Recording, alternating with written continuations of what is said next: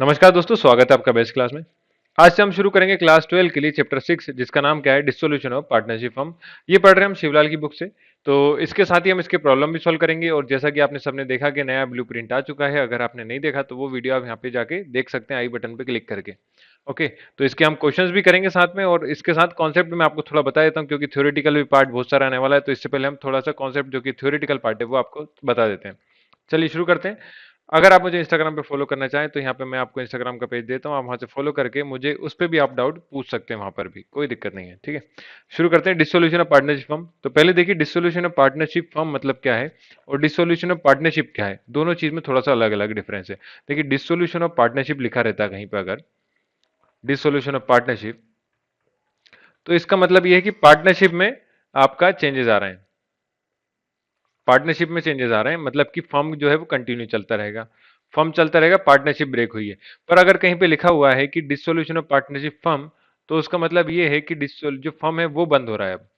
Dissolution of firm लिखा है तो इसका मतलब क्या है कि फर्म जो है वो क्लोज हुआ है, ना कि पार्टनरशिप, है ना। तो यहाँ पे क्या हो रहा था, पार्टनरशिप में ब्रेक हुआ था, फर्म चलता आ रहा था। पर डिसोल्यूशन ऑफ फर्म का कहने का मतलब है कि फर्म ही आपका क्लोज हो रहा है। ठीक है। तो इसको जो जनरली कुछ 4 या 5 मोड्स होते हैं जो आपको पता होना चाहिए। मोड्स ऑफ मतलब कि कितने तरीके से डिसोल्यूशन कर सकते हैं, तो वो इंपॉर्टेंट है। कितने टाइप से कर सकते हैं डिसोल्यूशन, तो उसके लिए अलग अलग कंडीशन है। जैसे कि पहला, म्यूचुअल एग्रीमेंट के जरिए कर सकते हैं, सभी के सहमति से, mutual agreement. Second, compulsory dissolution. Compulsory dissolution मतलब कि मान लेते हैं कि फर्म जो है उसका आपका इंसॉल्वेंट हो जाता है। इंसॉल्वेंसी मतलब दिवालिया निकल जाता है। क्या निकल जाता है? दिवालिया मतलब पैसा वैसा सब खत्म, सब घर जाइए, बंद करिए दुकान वगैरह। तो वो उस कंडीशन में कंपलसरी डिसोल्यूशन होगा। ठीक है। सेकंड आपका, थर्ड हो सकता है, सेकंड तो होगा डिसोल कंपलसरी डिसोल्यूशन। थर्ड हो सकता है आपका डिसोल्यूशन बाय कोर्ट, मतलब कि अगर आपके बीच में अदालत आ जाए तो अदालत भी आपके फर्म को बंद कर सकती है। तो अदालत क्यों बंद करना आएगी भैया, तो उसकी कुछ कुछ कंडीशन हो सकती हैं। जैसे कि डिसोल्यूशन बाय कोर्ट में 2-3 कंडीशन हो सकती हैं, जिसमें आपके लिए मदद आप मांग सकते हैं कि कोर्ट जाएंगे, आप बोलेंगे मुझे फर्म बंद करना है। तो एक हो सकता है कि आपका जो पार्टनर है वो क्या हो जाए, थोड़ा पागल हो जाए, मतलब कि अनसाउंड माइंड का हो जाए। मतलब कि एक पार्टनर जो है जिसका दिमाग खराब हो जाए वो, तो दूसरे पार्टनर बोलेंगे कि हम फर्म बंद करना चाहते हैं। सेकंड, हो सकती है कंडीशन की जो फर्म में पार्टनर्स हैं वो इनकेपेबल हो जाए, मतलब चला ही नहीं पा रहे हो, है ना। अगर पार्टनर्स इनकेपेबल हो गए तो फर्म को क्या चला पाएंगे, नहीं चला पाएंगे ना। इसलिए वहां पे भी आप जाके बोल सकते हैं हम फर्म को बंद करना चाहें। या फिर आप कोई पार्टनर है जिसने कुछ क्रिमिनल वगैरह में गिल्टी पाया गया है, तो उस कंडीशन में भी partners in case of partnership, है ना, पार्टनर्स फाउंड गिल्टी, ऐसा लिख लीजिए आप, ज्यादा इजी है। पार्टनर फाउंड गिल्टी, गिल्टी मतलब गुनहगार पाया गया किसी कोई केस वगैरह में, तो भी आपका जो होगा वो पार्टनर क्या होगा, डिसोल्यूशन बाय कोर्ट कर सकते हैं दूसरे पार्टनर्स, रिमेनिंग पार्टनर्स। ठीक है। इसके अलावा और एक फोर्थ पॉइंट लिख लीजिए।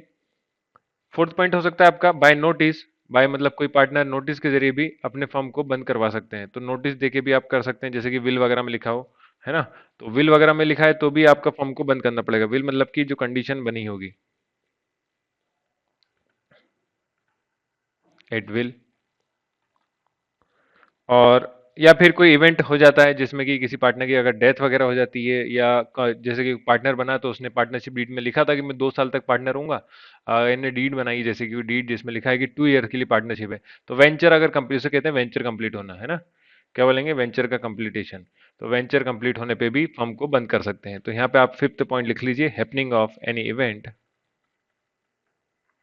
और डिटेल में आपको इस बुक में आपके मिल जाएगा थ्योरी। तो समझने के लिए इतना ही था, बाकी आप रीड करेंगे तो आपको ज़्यादा अच्छे से क्लियर हो जाएगा। तो अपनी बुक से इसे आप अच्छे से पढ़ सकते हैं, वहां से आपके ज़्यादा अच्छे से क्लियर हो जाएगी चीज़ें। ठीक है। इन पार्टनरशिप डीड, तो पार्टनरशिप डीड में कुछ था, उसके हिसाब से अगर कोई इवेंट होता है तो भी आप फर्म को बंद कर सकते हैं। तो ये कुछ कंडीशंस है, ये मोड्स हैं। इन सारे मोड्स या कंडीशंस में आप क्या हो सकता है, फर्म बंद हो सकता है। तो ये इंपॉर्टेंट है ना। आप लोग इसको याद रख लीजिएगा इस चैप्टर में, तो ये बहुत इंपॉर्टेंट है। चलिए इसके अलावा देखते हैं कि इस जो पार्टनरशिप फॉर्म बंद होता है तो आपके यहाँ पे अकाउंटिंग कौन कौन सी करनी होती है। तो जनरली आपको कौन कौन से अकाउंट बनाने इस चैप्टर में सीखना होते हैं, वो अकाउंट्स हैं। अकाउंटिंग ट्रीटमेंट लिख लीजिए, heading accounting treatment. Accounting treatment से कहने का मतलब कि इस चैप्टर में आपको कौन कौन से अकाउंट बनाने होते हैं। तो जनरली बनाने के लिए तो पहला रियलाइजेशन अकाउंट बनता है। अब ये रियलाइजेशन एक नया अकाउंट है, तो मैं आपको अभी बताऊंगा क्या चीज़ है वो। Realisation account. सेकंड बनता है आपका पार्टनर्स का कैपिटल अकाउंट, ये तो आपको आता ही है, तो आपको नई जो चीज़ है वो ये सीखना है, पार्टनर्स कैपिटल अकाउंट। थर्ड बनता है पार्टनर्स लोन अकाउंट, पार्टनर्स का लोन अकाउंट। अगर क्वेश्चन में दिया है तो बनाना होता है, पर जनरली इतनी चीजें बनानी होती है, ये कह रहा हूँ, जितना क्वेश्चन में बोला वो करना होता है, पर इनमें से कुछ एक ही चीज बोलेगा, बाकी नया कुछ नहीं बोलेगा। फोर्थ कैश या बैंक अकाउंट बोल सकता है, कैश और बैंक अकाउंट। इतने टाइप की चीजें इसको चैप्टर में पूछ सकता है, या तो रियलाइजेशन पूछेगा, या partners capital account, loan account या कैश अकाउंट। तो ये जनरली तीन अकाउंट तो आपको आते ही हैं। रियलाइजेशन अकाउंट जो नया है वो हम सीखेंगे। इसके अलावा जो बहुत इंपॉर्टेंट है वो है जर्नल एंट्रीज। तो क्या है आपके इसमें जर्नल एंट्रीज, एंड करके लिखिए, ऑन नहीं, एंड जर्नल एंट्रीज। तो जर्नल एंट्रीज जो है वो कुछ कंडीशंस के हिसाब से हैं। तो पहले आप ये समझिए रियलाइजेशन अकाउंट क्या है। देखिए, जे क्या हो रहा है, फर्म बंद हो रहा है, तो फर्म बंद हो रहा है तो फर्म की जो बुक रहती है, मतलब मान लिया हमने ये क्या आपकी बैलेंस शीट है, बैलेंस शीट में इधर लिखा जाता है आपका क्या, लाइबिलिटीज, इधर लिखते हैं आपके एसेट्स। इस तरह से आपकी बैलेंस शीट बनाते हैं। देखी होगी सभी ने अब तक, तो है ना, यहाँ तक पहुंचे हैं तो इतना पता ही होगा। तो अब क्या हो रहा है, फर्म बंद हो रहा है, तो फर्म बंद हो रहा है तो मतलब ये आपकी बैलेंस शीट आप क्लोज कर रहे हैं, और इन सब जो डाटा है एसेट्स और लाइबिलिटीज इनको ट्रांसफर कर रहे हैं कहाँ, रियलाइजेशन अकाउंट में। ठीक है, ताकि उससे हम क्या निकाल सके, फर्म फायदे में है कि लॉस में है, ये निकालना होता है रियलाइजेशन अकाउंट से। तो जनरल रियलाइजेशन अकाउंट क्या बताता है, जो भी फर्म क्लोज हो रहा है वो प्रॉफिट दे रहा है कि लॉस दे रहा है, ये निकालना होता है। तो इसको निकालने का तरीका कैसा है, जो बैलेंस शीट है उसको क्लोज कर रहे हैं हम, बैलेंस शीट का जो डाटा है वो आप कहाँ ट्रांसफर करेंगे, रियलाइजेशन में ट्रांसफर करेंगे, और बैलेंस शीट को क्लोज कर दिया जाएगा। इतनी चीज है। तो आप जनरल एंट्री जब बनाते हैं तो इसमें कुछ कंडीशन है, जैसे कि पहली कंडीशन आती है फॉर क्लोजिंग ऑफ एसेट्स, मतलब कि अगर एसेट्स की क्लोजिंग की कंडीशन है तो फॉर क्लोजिंग ऑफ एसेट्स में क्या एंट्री बनेगी, फॉर क्लोजिंग ऑफ एसेट्स। देखिए सिंपल सा है, ज़्यादा कठिन नहीं है। अगर आपने 11th में जनरल एंट्री नहीं पढ़ी, जैसे बहुत सारे बच्चे ऐसा कहते हैं सर हमने 11th में जनरल एंट्री नहीं पढ़ी, तो क्या करें, कुछ नहीं है, आप इसको प्रैक्टिस करते ही याद हो जाएंगी आपको। एंट्री वैसी की वैसी रहती है, कुछ भी नहीं करना है आपको, है ना। देखिए फॉर क्लोजिंग ऑफ एसेट्स मतलब कि एसेट्स को जब क्लोज कर रहे हैं तो हम कहाँ ट्रांसफर कर रहे हैं, रियलाइजेशन अकाउंट में ट्रांसफर कर रहे हैं, तो एंट्री बनेगी realisation account debited to assets account. ठीक है, नरेशन में अभी लिखवा नहीं रहा हूँ, जब क्वेश्चन करेंगे तब आपको क्लियर हो जाएगा क्या नरेशन लिखना है।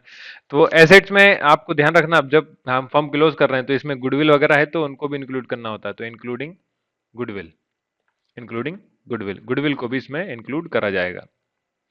ओके, और बाकी सब ठीक है। सेकंड देखिए, फॉर जैसे एसेट्स क्लोज करें ऐसे लाइबिलिटीज भी करेंगे, तो लाइबिलिटीज में करेंगे तो उल्टा है थोड़ा सा, लाइबिलिटीज में क्या होता है, फायदा होता है।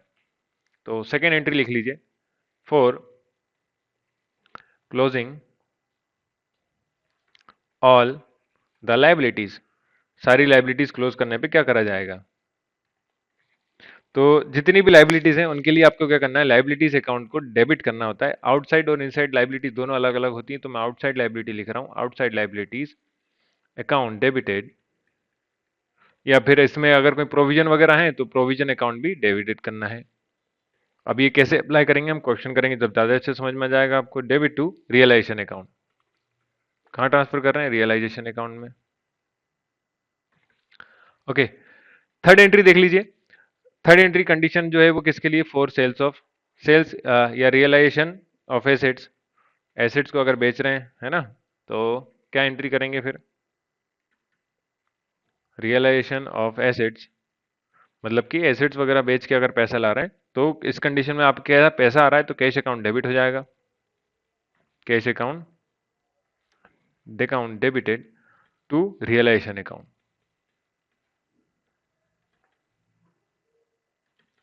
ठीक है, थर्ड कंडीशन जो बन सकती है, देखिए अब यहाँ पे थर्ड कंडीशन ये बनेगी, थर्ड तो हो गई, फोर्थ सॉरी, है ना। फोर्थ कंडीशन बन सकती है कि कोई एसेट्स पार्टनर ले जाए, अगर ये फर्म बंद कर रहा है ना, अगर कोई पार्टनर बोलता है कि ये तो मैं ले जा रहा हूँ सारे फर्नीचर, तो फर्नीचर अगर ले आया तो for take over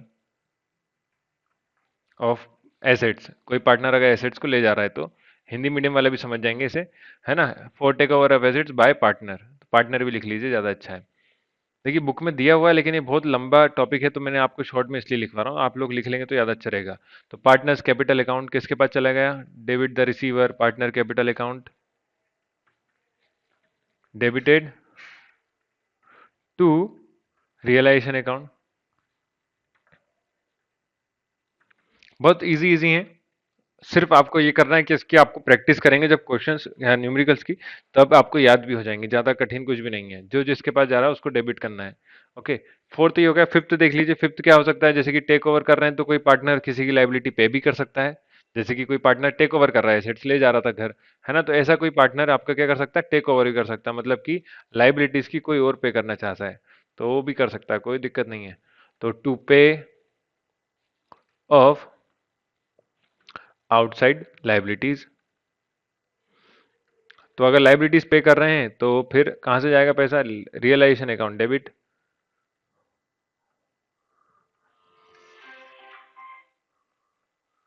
realisation account debited. Realisation account debit to cash account. तो सिंपल ऐसी एंट्री करती आनी है, बस कुछ नहीं है। देखिए, छठी एक कंडीशन हो सकती है कि कोई टेक ओवर कर दे लाइबिलिटी को, मतलब कि कोई पार्टनर जो है वो कोई टेक ओवर करे, तो पे ऑफ आउटसाइड लाइबिलिटी पे करना था अलग चीज थी, और टेक ओवर कर रहा है तो अलग चीज है। तो पार्टनर जब पे करेगा तो पार्टनर के उसमें यहाँ पे कैश की जगह कौन आ जाएगा? केवल पार्टनर आ जाएगा। कौन आ जाएगा? पार्टनर। तो take over liabilities by partner. देखिए, लाइबिलिटी दोनों टाइप की हो सकती है, रिकॉर्डेड और अनरिकॉर्डेड। रिकॉर्डेड मतलब जो बुक में दिए हैं वो, और अनरिकॉर्डेड मतलब जो बुक में नहीं दिए हैं वो। तो ज्यादा छोट हो गया। ओके, अब लिख लेते हैं जरा इसके लिए जनरल एंट्री क्या बनेगी। देखिए, इस कंडीशन में जनरल एंट्री आप जो करनी है वो करनी है केवल ऐसा कैसे ही, केवल अब पार्टनर पे कर रहा है तो कैश अकाउंट की जगह पार्टनर अकाउंट आ जाएगा। Debited to partner capital account. तो ये सब कंडीशन है अलग अलग। आपको जब क्वेश्चन मिलेगा तो हम क्वेश्चन अभी न्यूमेरिकल्स भी करेंगे आखिरी में इसके बाद, तो आपको आराम से समझ में आएगा कि कंडीशंस में कैसे कंडीशन अप्लाई करी जाती है। देखिए, इसके बाद एक कंडीशन रखती है व्हेन एसेट्स आर गिवन, मतलब कि लाइबिलिटी की जगह आपने क्या कर दिया? एसेट्स दे दिए। When assets, when asset is given to liability. अब ये तो बार्टर सिस्टम वाला सिस्टम हो गया ना। बार्टर सिस्टम में हमने एक 11th में रूल पढ़ा था कि जब आपका जो एंट्रीज होती हैं वो केवल मनी की टर्म में होनी चाहिए। मनी मेजरमेंट एक प्रिंसिपल है 11th में, है ना। आप गलती से किसी ने पढ़ा हो तो ठीक है, अगर नहीं पढ़ा तो कोई बात नहीं। अगर देखिए बार्टर सिस्टम हो रहा है कि मतलब सामान के बदले आप क्या कर रहे हो? लाइबिलिटीज को बदल रहे हो, एक्सचेंज कर रहे हो अपनी, है ना। तो उस कंडीशन में जैसे मान लेते हैं बिल्डिंग, बिल्डिंग के बदले आपने क्या करा? लाइबिलिटीज पे ऑफ कर दी। तो यहाँ पे मनी का ट्रांजेक्शन तो हुआ नहीं है, तो मनी का ट्रांजेक्शन नहीं हुआ तो इस कंडीशन में एंट्री नहीं करी जाती। तो आपको यहाँ लिखना है नो एंट्री। देखिए, जब भी नो एंट्री की कंडीशन आएगी तो आपको क्वेश्चन के आंसर में नो एंट्री लिख के आना है। ओके, देखिए, ये तो हो गई सारी कंडीशंस। इसके अलावा एक और हो सकता है, जो आठवां पॉइंट आप मान लें, तो रियलाइजेशन एक्सपेंस जितने भी हैं उनका पेमेंट कैसे करा जाएगा। तो उनके लिए पेमेंट की जनरल एंट्री जो बननी है वो एंट्री करके बतानी है। देखिए, रियलाइज एक्सपेंसेस का मतलब है कि अगर एक्सपेंस फर्म का है और फर्म ही पे कर रहा है, मतलब कि फर्म का एक्सपेंस है, पे कौन करे? फर्म ही। दूसरी कंडीशन हो सकती है कि फर्म का एक्सपेंस है, पे कौन करे? पार्टनर। ठीक है। तीसरी कंडीशन हो सकती है कि पार्टनर का एक्सपेंस है और पे कौन करे? फर्म। और एक आखिरी कंडीशन हो सकती है कि पार्टनर का एक्सपेंस है और पे कौन करेगा भैया? पार्टनर ही पे करेगा। तो ये चार कंडीशन हो सकती है, मतलब कि फर्म का खर्चा है, फर्म पे करे, ठीक है, फर्म का खर्चा कौन पे कर दे? पार्टनर। और अगर एक कंडीशन हो सकती है पार्टनर का खर्चा है, फर्म पे कर दे, या फिर पार्टनर का खर्चा है, पार्टनर ही पे कर रहा है। तो ये चार कंडीशन हो सकती है। तो रियल एक्सपेंस में जनरली चार कंडीशंस आएंगी। तो जिसमें से पहली कंडीशन हम लिख लेते हैं ए ए पॉइंट लिखते हैं अपन कि when realisation expense borne by firm and paid by firm. ये वाली कंडीशन, फर्म ने ली और फर्म ही पे कर रहा है, एंड पेड बाय फर्म। इस कंडीशन में आएगी एंट्री रियलाइजेशन अकाउंट डेबिटेड, इसको कलर चेंज करके लिख देता हूं, account debited to cash account. ठीक है। सेकंड कंडीशन देखते हैं कि when realisation expense borne by firm and paid by partner. तो सेकंड कंडीशन लिखिए, when realisation expense borne by firm and paid by partner. Payment कौन कर रहा है उसका? पार्टनर कर रहा है, पेड बाय पार्टनर। तो इस कंडीशन में जनरल एंट्री जो बनाएंगे आप, वो बनाएंगे realisation account debited, realisation account debited to partners capital account, क्योंकि पार्टनर पेमेंट कर रहा है ना, तो पार्टनर कैपिटल अकाउंट। थर्ड में एंट्री, थर्ड कंडीशन मतलब सी, ए बी सी चल रहे थे हम, सेकंड मतलब कि ए बी सी लिख लीजिए। तीसरी कंडीशन जो बनेगी वो किस लिए थी कि पार्टनर ने एक्सपेंस बोरो किया हुआ है और पे कौन कर रहा है? फर्म पे कर रहा है। ओके, तो इस कंडीशन में जो जनरल एंट्री बनेगी वो कुछ इस प्रकार से है, आपको लिखना है when realisation expense borne by firm, sorry, borne by partner and paid by firm, and paid by firm। तो इसमें लिखिए partners capital account debited to cash account. कौन पेमेंट कर रहा है? फर्म पे कर रहा है, इसलिए कैश अकाउंट डेबिट क्रेडिट में गया है ना। Okay, when borne by realisation borne by partner and paid by firm, payment firm कर रहा है तो क्रेडिट में चला जाएगा कैश अकाउंट, डेबिट में आ जाएगा पार्टनर्स कैपिटल अकाउंट। सी के बाद डी कंडीशन, डी तो इजी है, देखिए realisation expense borne by partner and paid by partner, and paid by partner. ठीक है, कौन सी आखिरी कंडीशन जो हमने पढ़ी थी अभी? तो देखिए इस कंडीशन में क्या होगा कि पार्टनर ने ही अपनी वो बनाई है, एक्सपेंस उठाया, बोन बाय पार्टनर। एक्सपेंस किसका था? पार्टनर का। पेमेंट कौन कर रहा है? पार्टनर ही कर रहा है। तो यहाँ फर्म से कोई रिलेटेड नहीं है, तो आपको नो एंट्री पास करना है, क्योंकि ये तो फर्म से रिलेटेड ही नहीं ना। रिलेशन एक्सपेंस किस लिए बना रहे हैं? फर्म के लिए बना रहे हैं कि पार्टनर के लिए? तो फर्म के लिए बना रहे हैं। ओके, तो यहाँ पे आपके लिख देंगे नो एंट्री रिक्वायर्ड। तो नो एंट्री रिक्वायर्ड के बाद एक और कंडीशन लिख लीजिए, पार्टनर। ये तो होगी चारों कंडीशन हमारी complete. Partner is paid fixed commission, अगर रेम्यूनरेशन या फिक्स्ड कमीशन लेते हैं कहीं पे, तो फिक्स्ड कमीशन या रेम्यूनरेशन या सैलरी आप जो भी कहें, उस कंडीशन में आपको क्या एंट्री करनी है? देखिए कमीशन मिल रहा है तो कमीशन, रेम्यूनरेशन और तीसरा फिक्स्ड अमाउंट, इसमें एंट्री जो करेंगे वो है, इस कंडीशन में एंट्री करनी होती है कि रियलाइजेशन अकाउंट डेबिटेड,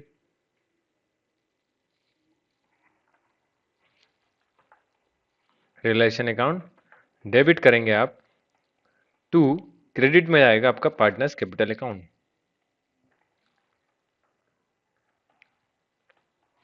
तो ये लगभग लगभग कंडीशंस हो गई जितनी भी होनी थी। देखिए बुक में बहुत सारी दी है ना, तो मैंने जो आपको बताई है वो सारी आपके काम काम की बताई है। एक एंट्री और है वो आपके काम की, जो आपको एक क्वेश्चंस में काम आएगी।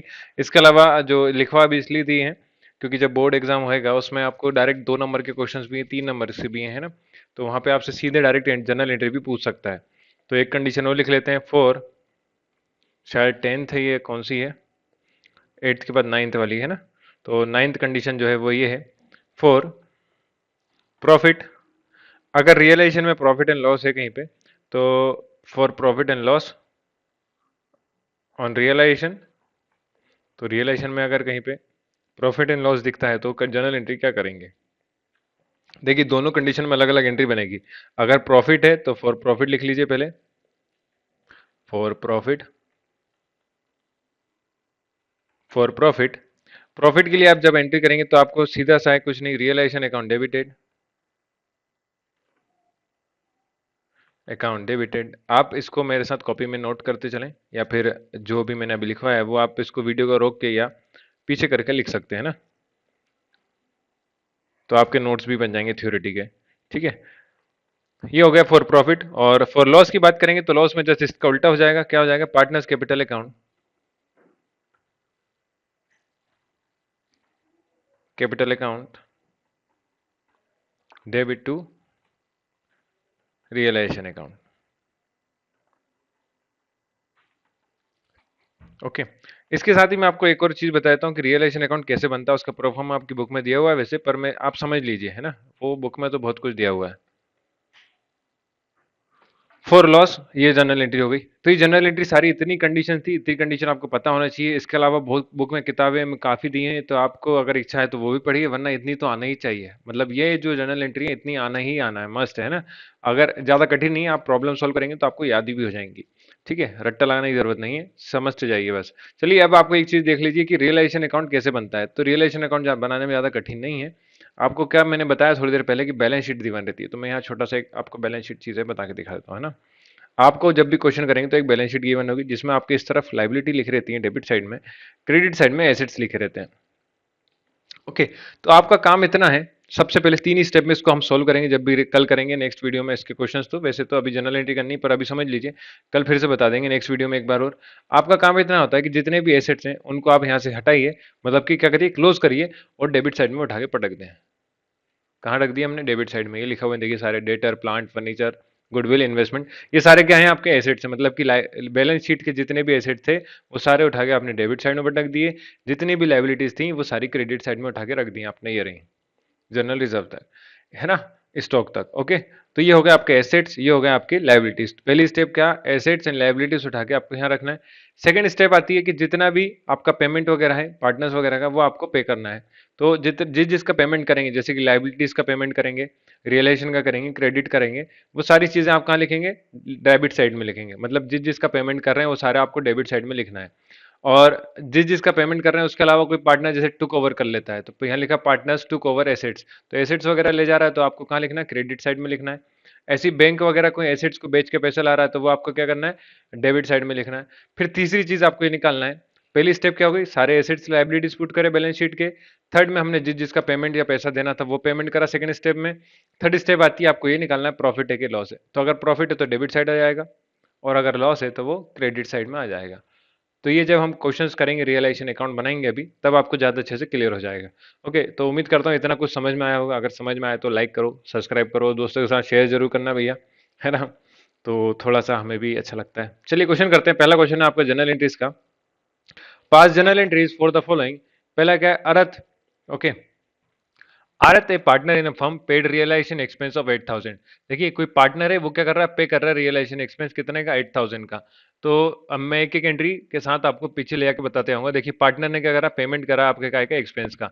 तो जब हमने कंडीशन करी थी कि, देखिए कंडीशन ये है, when realisation expense borne by firm and paid by partner. तो यहाँ पे जो फर्म की रियलाइजेशन एक्सपेंस था उसको पे कौन कर रहा है, पार्टनर कर रहा है। तो इस कंडीशन में जनरल एंट्री क्या करते हैं आप, realisation account to partners capital account.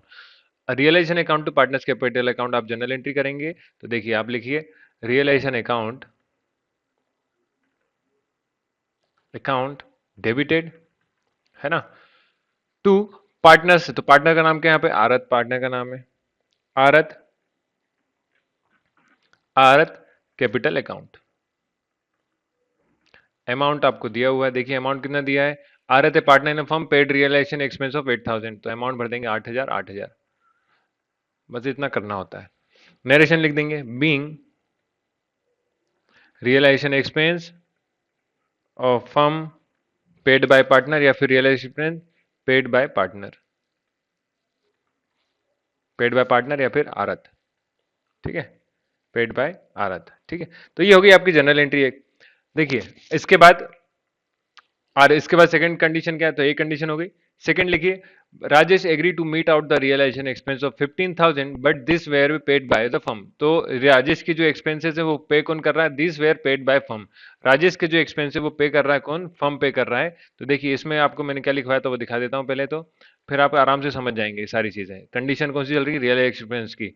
तो real expense bond bye firm and paid by firm, तो मतलब कि राजे जो है उसने क्या लिया है, एक्सपेंस उसका है, पर पे कौन कर रहा है, फर्म पे कर रहा है। तो इसमें कंडीशन में आप एंट्री करते थे partners capital account to cash account. क्या एंट्री करते थे, partners capital account to cash account. तो इसमें एंट्री कर देते हैं पार्टनर्स कैपिटल अकाउंट। तो पार्टनर का नाम क्या है यहाँ पे, आप वो देखिए, जो ये है क्या, राजेश है, राजेश कैपिटल अकाउंट टू आपका कैश अकाउंट। तो राजेश नाम हो गया, और अमाउंट देख लेते कौन सा अमाउंट है, 15,000। कितना अमाउंट है, 15,000 का। तो एंट्री मैंने आगे पीछे हो गई है ना, Rajesh capital account to cash account, ये सेकेंड एंट्री हो गई, है ना।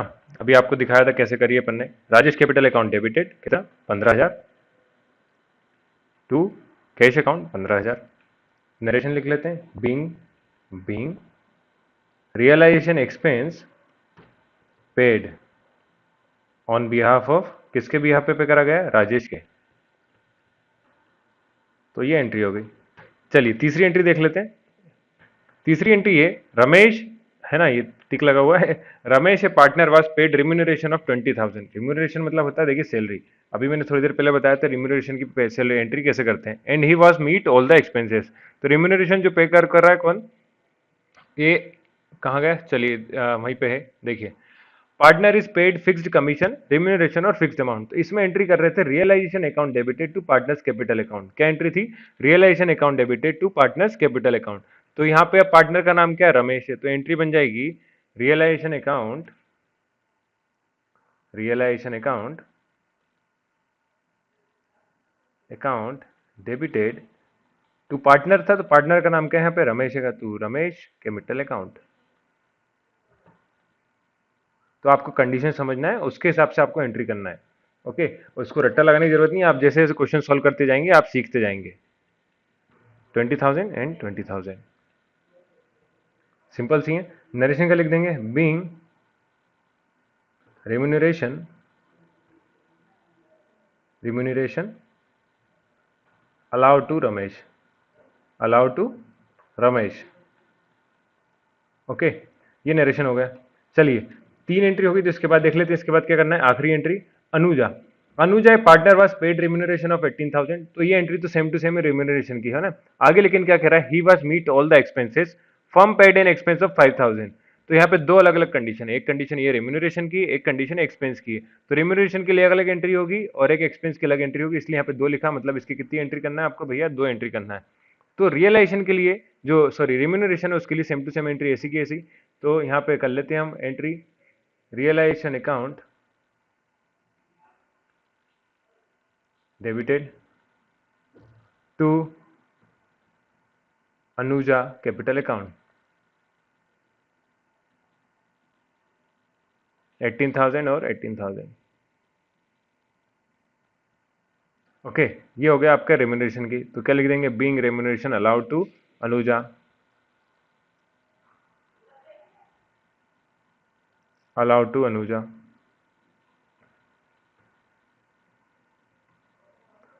Anuja capital account. लेकिन जो सेकंड वाली एंट्री है, सेकंड वाली कंडीशन क्या है, तो सेकंड वाली कंडीशन देखिए आप, क्या किसके लिए है वो, बैंक के लिए, है ना। Anuja a partner firm paid an expense of 5,000। Firm क्या कर रहा है, पेमेंट कर रहा है। अगर फर्म पे कर रहा है तो एंट्री जो बनेगी वो देखते हैं, बताते हैं आपको क्या बनेगी। वो एंट्री बनेगी Anuja capital account, Anuja capital account debited to bank account. क्योंकि कौन पेमेंट कर रहा है, फर्म पे कर रहा है ना एक्सपेंस को। तो ऑन बिहाफ ऑफ कौन, partner, on behalf of partner पे कर रहा है आपका फर्म। तो कितना आ जाएगा, 5,000 5,000। तो यहाँ क्या लिखेंगे, being realisation expense paid by firm on behalf of Anuja, on behalf of Anuja. तो ये सारी कंडीशंस हमने अभी अभी थोड़ी देर पहले देखी थी, और वैसे ही इसमें करा जाएगा। तो ऑन बिहाफ ऑफ अनुजा की थर्ड, इससे पहले थर्ड एंट्री भी ऑन बिहाफ ऑफ राजेश वाली थी, तो उसमें भी देखिए Rajesh capital account to cash account हुआ था। यहाँ पे वही चीज है, Anuja capital account to bank account कर दिया, बैंक की जगह कैश भी लिख सकते हैं आप, कोई दिक्कत नहीं है। तो 5,000 5,000 हो गया। तो इस तरह से पहला क्वेश्चन कंप्लीट होता है। चलिए अब करते हैं क्वेश्चन नंबर 2। सेकंड क्वेश्चन करते हैं। सेकंड क्वेश्चन में देखिए क्या लिखा है, what general entry would be pass would you pass in the following cases. तो कुछ केसेस में जनरल एंट्री आप क्या करके बताएंगे, वो करके बता दीजिए। तो पहला लिखा है एक्सपेंस ऑफ रियलाइजेशन इज 1,500। तो एक्सपेंस कितना रियलाइजेशन का, 1,500 है। तो इसका मतलब यह है कि जो हम पे कर रहे हैं, कितना एक्सपेंस पे कर रहे हैं। तो एक्सपेंस के लिए जब जनरल एंट्री बनाएंगे लिखेंगे realisation account debited, debited to cash account, to cash account. कितना, 1,500 और 1,500। ये तो अमाउंट गिवन है 1,500 1,500। सेकंड एंट्री देख ली, expense of realisation 600 but paid by Mohan a partner. Pay कौन कर रहा है, पार्टनर। तो realisation expense paid by partner की कंडीशन है। तो इसमें आपने एंट्री क्या बनाते थे, लास्ट क्वेश्चन में हमने देखी थी कि कोई रियलाइजेशन एक्सपेंस को फर्म की जगह पे कौन कर रहा है, पार्टनर कर रहा है, तो कैसे एंट्री करते हैं, है ना। तो सारी सारी लगभग लगभग एक जैसी होती हैं, अगर आपको समझ में आने लग जाएंगी धीरे धीरे। कंडीशंस याद रखिए बस, है ना। Being realisation expenses paid. Second entry, realisation expense को पे कौन कर रहा है? पार्टनर पे कर रहा है। तो पार्टनर पे कर रहा है तो उसमें एंट्री बनाते थे हम, realisation expense, realisation account debited to Mohan capital account. Partner का नाम क्या है यहाँ पे? मोहन नाम है, तो मोहन कैपिटल अकाउंट। कितना? 600। 600 नरेशन लिख देंगे, being realisation expense paid by Mohan. कौन पे कर रहा है? मोहन पे कर रहा है। ठीक है। थर्ड उसमें देखिए क्या लिखते हैं। थर्ड कह रहा है, Rohan one of the partner of the firm was asked to look into the dissolution of firm for which he allow commission of 2000। तो पार्टनर को ये इतना सारा लिख के दिया उन्होंने, लेकिन इसमें क्या कंडीशन है? सिर्फ और सिर्फ पार्टनर्स को कमीशन दिया जा रहा है। तो कमीशन की मतलब जो रिम्यूनरेशन में एंट्री होती थी वही, कि realisation account to partners capital account. तो पार्टनर की जगह नाम क्या है इस बार? रोहन। तो क्या लिखेंगे आप? रियलाइजेशन अकाउंट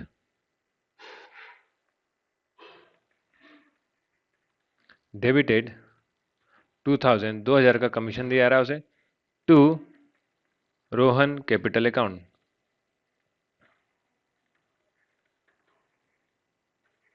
ओके, ये 2000 हो गया।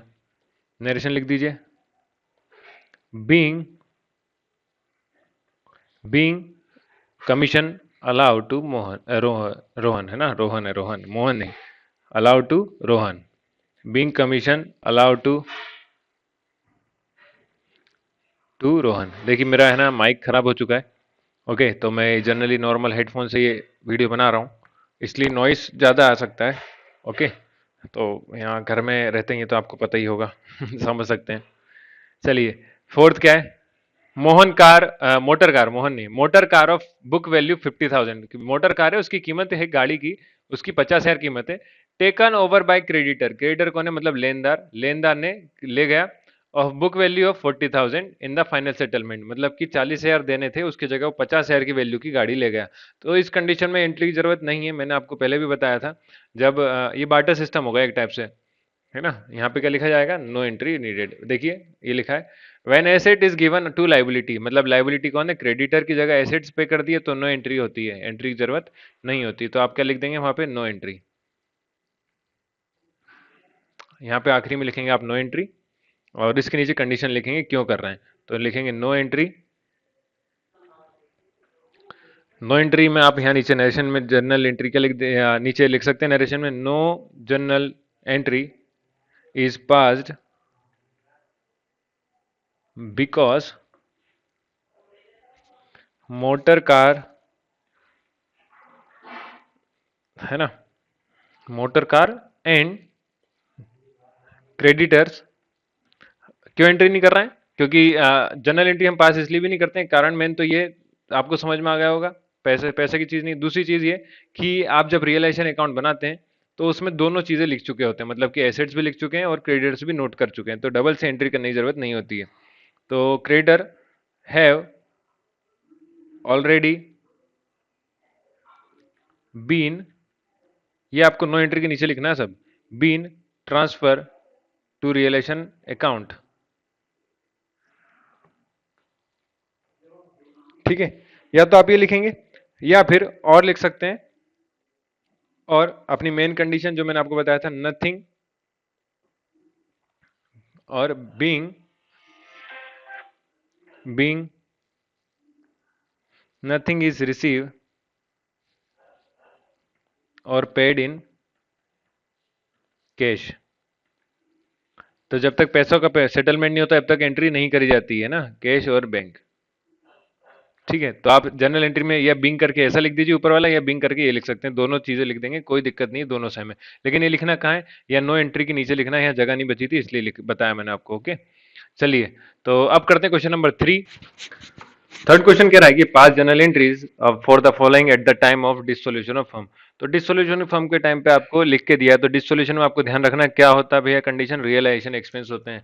पहला दिया है सेल्स ऑफ एसेट 60,000 के थे, तो 60,000 के सेल्स ऑफ एसेट्स है, तो एसेट्स की जब सेल्स होती है तो मैंने जनरल एंट्री बताई थी आपको, बैंक अकाउंट या कैश अकाउंट डेबिटेट करना है to realisation account, realisation account. Being, narration लिखेंगे being assets realized for cash, being assets realized for cash। तो आप रियलाइज मतलब रिलीज कर रहे हैं उन्हें, है ना, निकाल रहे हैं, ठीक है। तो 60,000 के एसेट्स बेच दिए आपने, 60,000 के एसेट्स यहाँ पे बेच दिए। कंडीशन मैं पहले लिखवा चुका हूँ, अगर आप समझ में नहीं आ रहा तो वहां से देख लीजिए सेल्स ऑफ एसेट्स में क्या कंडीशन हमने जर्नल एंट्री करी थी। सेकंड देखिए पेमेंट ऑफ लाइबिलिटी, जब भी लाइबिलिटी का पेमेंट करते हैं तो जस्ट इसकी उल्टी एंट्री बना रहे थे, तो उल्टी एंट्री मतलब कि क्या करेंगे एंट्री, ध्यान से देखिए, realisation account to bank account, realisation account. देखिए छोटे छोटे क्वेश्चन है इसलिए आने के चांसेस बहुत रहते हैं। डेबिटेड टू बैंक अकाउंट, तो आपको कंडीशंस अगर पता है उससे शुरू में मैंने लिखवाई है, तो आप कोई भी क्वेश्चन कर सकते हैं, किसी भी बुक का हो, ऐसा नहीं कि सिर्फ शिवलाल का है, कोई सी भी बुक का सॉल्व कर सकते हैं। 20,000 20,000 क्या लिख देंगे, बीइंग पेमेंट ऑफ लाइबिलिटीज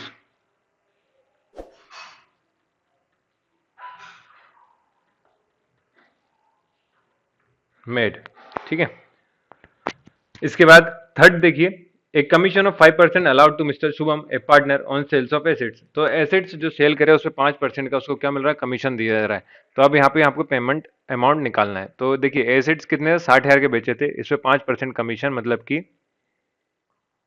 6 5 जा 30, 3,000, 30,000 का आप क्या कर रहे हैं, कमीशन दे रहे हैं। तो कमीशन ऑफ पार्टनर की कंडीशन में जब हम करते थे तो उसमें पढ़ा था हमने, realisation account to partners capital account था, क्या था, realisation account to realization account debited to Shubham, Shubham capital account.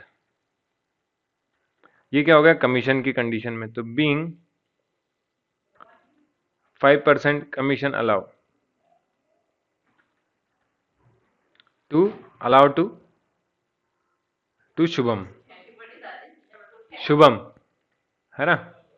ये जनरल एंट्री होगी, अमाउंट लिखेंगे 3,000 3,000, ये जनरल एंट्री होगी भैया, डेबिट के सामने लिखना था।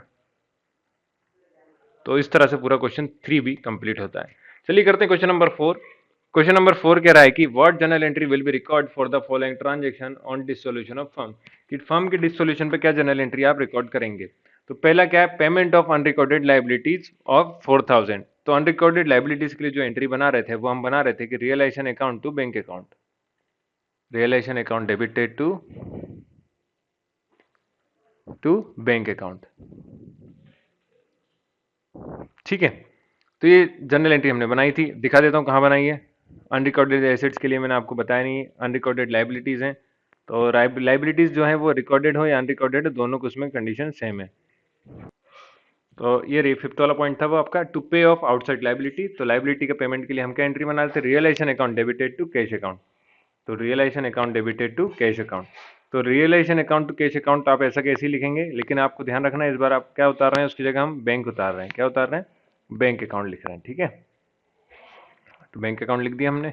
अमाउंट देख लीजिए कितना कितना है, अमाउंट है 4,400, 4,400 ये हो गई। नीचे के लिख देंगे बीइंग अनरिकॉर्डेड लाइबिलिटीज पेड।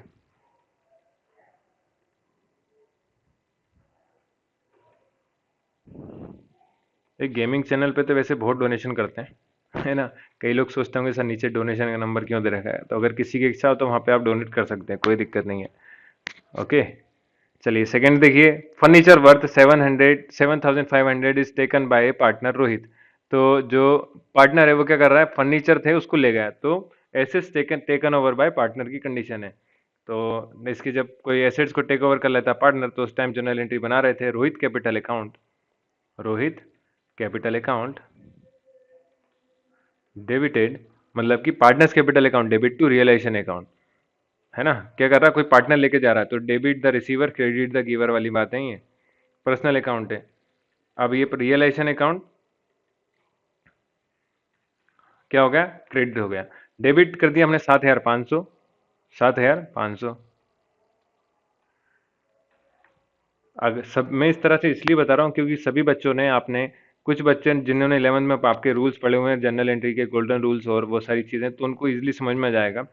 पर जिन्होंने नहीं पढ़े वो लोग इस तरह से कर सकते हैं जैसे मैं बता रहा हूँ। आप सिर्फ कंडीशन ध्यान में रखिए और जनरल एंट्री याद कर लीजिए, और कुछ नहीं।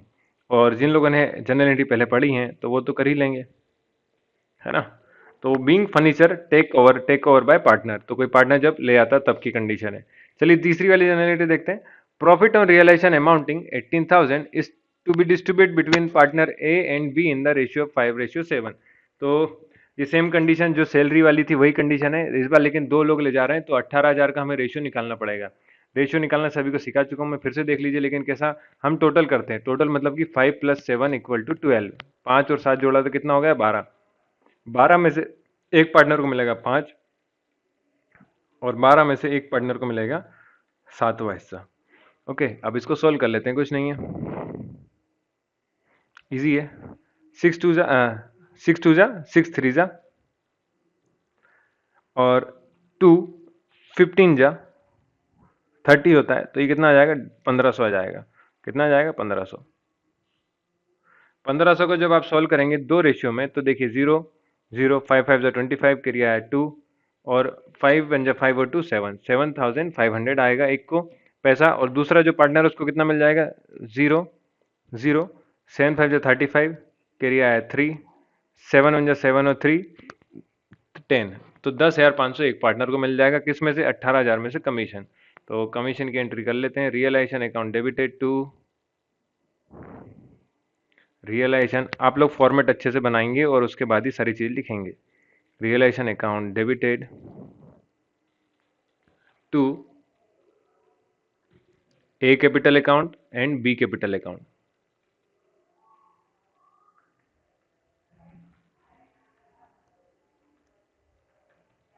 ओके, अमाउंट भर दीजिए, ज्यादा कठिन नहीं है, 18,000, और ये आ जाएगा 7,500, और इधर भी आ जाएगा आपका कितना, 10,500। नरेशन में क्या लिख देंगे, being profit on realisation transfer to partners capital account. Being profit on, loss होता तो जस्ट मैंने बताया था आपको प्रॉफिट में ऐसे करना, लॉस में जस्ट इसका उल्टा। लॉस का पैसा कौन देगा, पार्टनर्स देंगे। Profit on realisation transfer to partners capital account.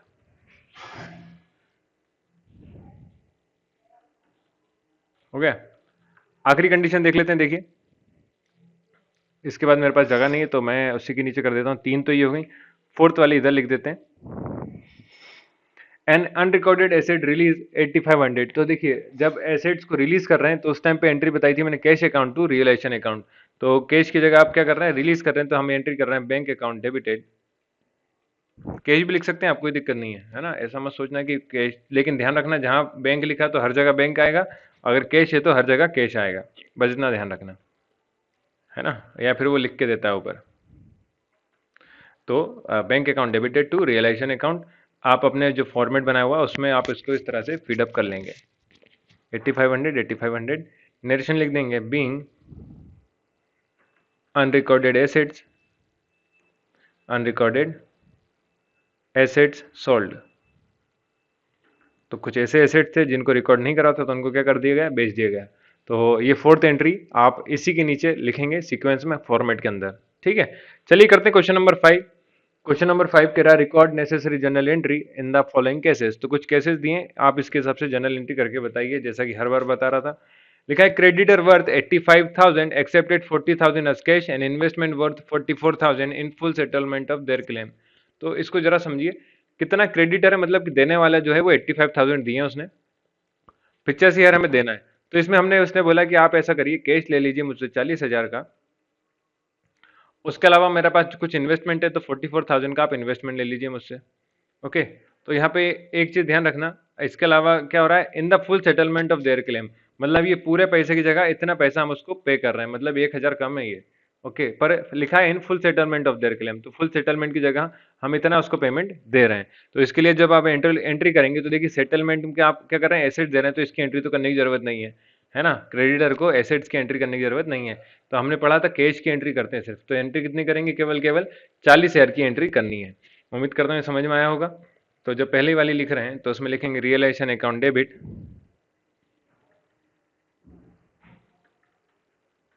Debit to to cash account 40,000 40,000। Okay, ये हो गया। आप नरेशन में क्या लिख देंगे, बीइंग बीइंग क्रेडिटर, आपको पूरी चीज बताना पड़ेगी कि हमने क्या करा है। तो being creditor worth 85,000 settled with cash, with 40,000 cash, amount लिख लीजिए with 40,000 cash and investment, and investment आ जाएगा वर्थ 44,000। तो इस तरह से हमने उसका सेटलमेंट करा। ओके, सेकंड कंडीशन पढ़ते हैं, चलिए सेकंड वाला, ये एक तो हो गई। Creditor worth 26,000 they accept machine value of 28,000 in settlement of their claim. तो ये वही वाली बात हो गई, यहाँ पे आपको इसका पैसा देना था, आपने उसको इन्वेस्टमेंट दे दिया। अब यहाँ पे भी वही 26,000 देने थे, 26,000 की जगह हमने कितना पेमेंट कर दिया उसका, 28,000 का मशीन दे दी उसको। तो 28,000 की मशीन लगाया, तो आप इसका पेमेंट की, इसकी एंट्री की जरूरत नहीं है, तो आप क्या लिख देंगे, नो एंट्री नीडेड। सेकंड क्या लिखेंगे, बी में, बी लिखेंगे नो एंट्री,